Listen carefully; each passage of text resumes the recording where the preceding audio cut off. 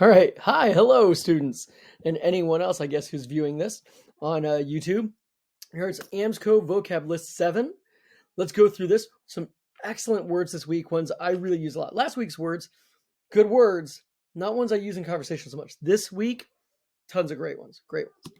All right, so here's our words for the week. We've got vain, ostentatious, which are kind of closely related, puberty, parody, apogee, pristine, polyglot, rationalize, maudlin, bibliophile, eugenics, and sinuous. Great words all. Great ones. So vain. Vain's an adjective. It's used to describe someone who has an excessively high opinion of their own appearance or their own abilities or their own worth. Now, someone can be vain about their ability to sing, right? But really being vain, the noun form of it is vanity. Vanity tends to be about looks. Someone who takes an extraordinary amount of not just pride in their looks and holds their looks in high regard. They think they're so good looking, but they also maybe really like looking at themselves in the mirror. They take a lot of selfies.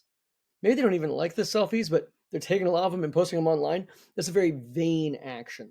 It's one that expresses a good deal of vanity. So if someone's acting in a vain fashion, they're consumed with themselves and they have a really high opinion of themselves. Generally, it's not looks, but it could be other things as well. A polyglot. A polyglot is, you can use it as an adjective. You can also use it as a noun to describe this, to label a person. A polyglot is a person who knows or is capable of using several different languages. Many of our students are bilingual, which I find incredibly impressive. I'm not sure bilingual quite makes someone a polyglot. Polyglot is maybe 3, 4 more, something like that. People who know 6 languages, they're polyglots. Ostentatious. Ostentatious and vain have a little bit of similar ground to them. Someone who's ostentatious is big in displaying something about themselves. Often, someone can be ostentatious about their wealth, right? I have a lot of money. I want people to know I have a lot of money, and therefore I drive a really fancy car. I wear a lot of flashy jewelry. A lot of like professional athletes and musicians are ostentatious with their wealth. It's vulgar and it's pretentious. It's not subtle. It's not someone in a nice suit, but they're not talking about it. They're just going around looking nice. If someone's ostentatious, they want you to know. They want you to notice them. So you can see how it's kind of related to being vain, in that it's a really intense liking of oneself. But if it's ostentatious, it's for an ostentation would be the noun of it. If they're ostentatious, they're doing it to get the attention of others and to impress them. Now, to rationalize. To rationalize is a verb. It's an attempt to explain or to justify something. It can be a behavior, a decision, a thought, an attitude. If you're rationalizing it, you're putting in here's my reasons for saying this is the right thing. Generally, if we say someone's rationalizing something, maybe their logic isn't sound. They're not correct in their assumptions here. I'm rationalizing that I, threw a temper tantrum in the middle of the room. I was upset. I'd had a long day. I was hungry, all this stuff. But you still shouldn't have had a temper tantrum, right? You can try to rationalize it, but it still isn't good. It still isn't an appropriate response, right? So generally, we talk about trying to rationalize something.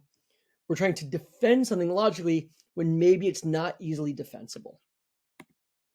Puberty, I think we all know what this is. It's a noun. It's the period of time during which adolescents reach their sexual maturity and become capable of reproduction. You start it somewhere around late elementary, middle school, and you finish puberty, in high school and maybe even a little bit after high school. You continue to grow.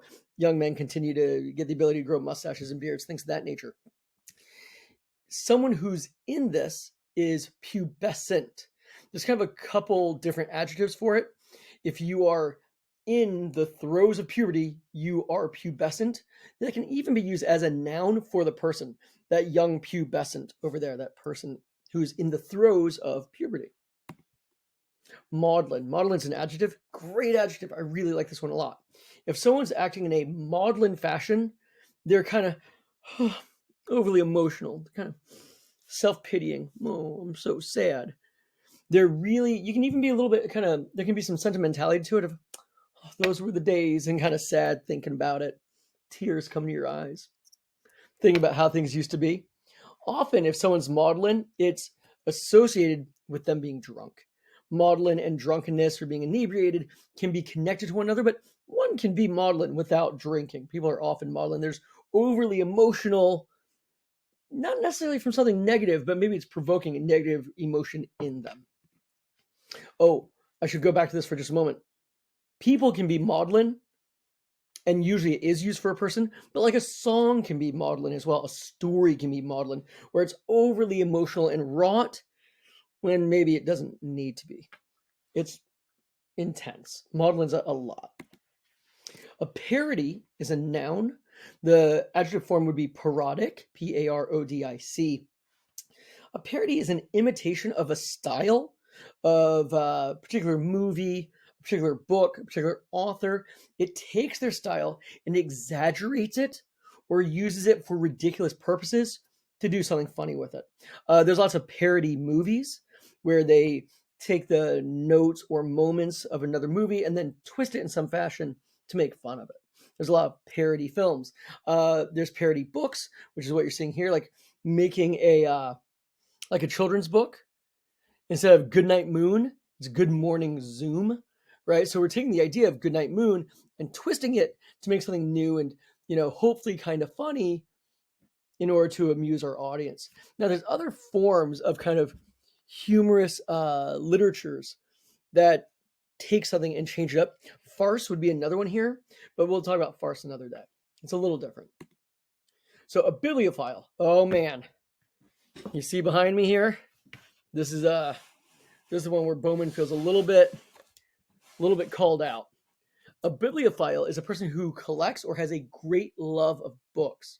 To be a phile, whenever you see phile, is someone who loves something very much. Biblio means books, like biblioteca, right? Or the bibliothèque, depending on your Latin-based language. That's a library. So, it's the place where the books are kept. So bibliophile is someone who has a great love of books, like yours truly. Now, the apogee is a noun. It's the highest point in the development of something. It can be used to talk about the literal, point of something. The top of a mountain can be the apogee. Usually you'd call that the zenith. So that's actually a word we had earlier in the year. But the apogee is the highest point in the development of something. It's the climax. It's what everything's been building to and is therefore the culmination of those things. That's the apogee. Everything's building up to this. We reach that highest point, and that's the apogee. Eugenics. Oof. This is not a great word in a sense. It's extraordinarily fraught and controversial and has been used to back up racist theories for many years. We got to be real careful talking about eugenics. Eugenics is a noun. It's the study of and the theory of how to arrange reproduction within human populations to increase desirable characteristics. This is real ugly stuff. This has been used to justify racist practices, genocides, truly terrible things through human history. A lot of talk of slavery in this country in the 1700s and 1800s had a lot of eugenics talk in it. In the early 20th century, there's a lot of eugenics talk to justify treating people pretty horribly, even to talk about not allowing some groups of people to reproduce for worry that they would, this is awful, that their reproduction would lessen the human species, right? This is a terrible, terrible mode of thought. It was very popular as a kind of pseudoscience. I say pseudoscience, not really science. They believed it to be a science, but really it's just a terrible, messed up logic they were employing to justify their own prejudices. Eugenics is really gross stuff. It is still a thought that exists in extreme in extremist circles, particularly people who are looking at replacement theory and things like that. Racist, terrible, terrible people. Anyone who's saying that they like eugenics, you should get away from that person. They're bad. Pristine. If something is pristine, it's an adjective. It's in its original condition. It has not been ruined or tainted or spoiled in any way. So a pristine natural environment like that one there'd be no buildings, no litter, nothing's wrong, no pollution, nothing like that. It's a perfect lake, right? Other things can be pristine. It doesn't have to be something that's just from the natural world. If you collect things, you collect, I don't know, Funko Pops or something like that, you want it to be pristine. You want it to be in the original box, unopened, and with no dents or anything like that, right? That's a pristine example of the thing. It's exactly as it was. Some things get beat up the more we kind of love them. Books can get beat up. You crack the spine, things like that. Or some people are very careful with them and they keep them pristine in their original condition. So that's what we're talking about here. Sinuous, such a good word. Sinuous is anything that has many curves and turns to it. It does imply a little bit more of this idea of sinew, right? There's a material to it. There's a feeling to it of a bendiness. If something is, it's not just that it has many curves and turns, although it certainly can be that, like this road, it can also be a thing that is kind of bending and twisting in a more active kind of fashion. It's kind of writhing in a way. Now, that's not necessarily the case, right? Because again, this road, perfect example, is sinuous. However, there can be an extra connotation of if someone's moving in a sinuous fashion, there's something kind of serpentine about it, right? So that would be that. I believe, yep, that's it. That's the last of our words. Hopefully this has been helpful to you. Again, great words this week. I hope you get a lot of use out of them, except for one. One of them you should not be part of. One of them you should leave alone and just be on the lookout for it. And if everyone uses it, you got to tell them to get out. It's not the kind of people we need. If you pay attention, you know which word I feel that way about. All right. Good luck.